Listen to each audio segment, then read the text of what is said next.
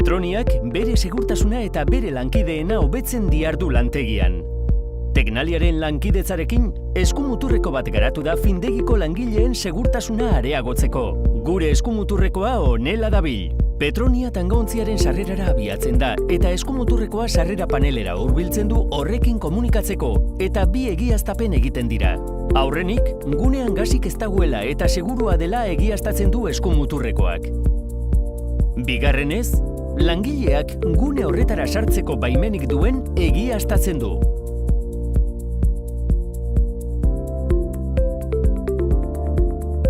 Ez badu sartzen uzten, eskumuturrekoak dardar egingo du Petroniari oker dagoela ohartarazteko. Petroniak gainerako langileek bezala beste segurtasun sistema bat darama gainean, gas detektagailua. Sistema horrek instalazioan gas iesik detektatzen badu, eskumuturrekoarekin komunikatuko da, eta eskumuturrekoak abisua bidaliko dio kontrol zentralari. Petroniak arriskuren bat detektatzen badu eta premiaz abisatu behar badu, izu botoia sakatuko du 2 segundoz, eta kontrol zentralean alarmak joko du.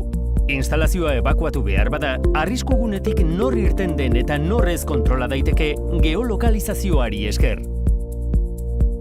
Petroniaren eskumuturra beti dago lokalizatuta, horren kokapena triangelatzen duen baliza sistema baten bidez.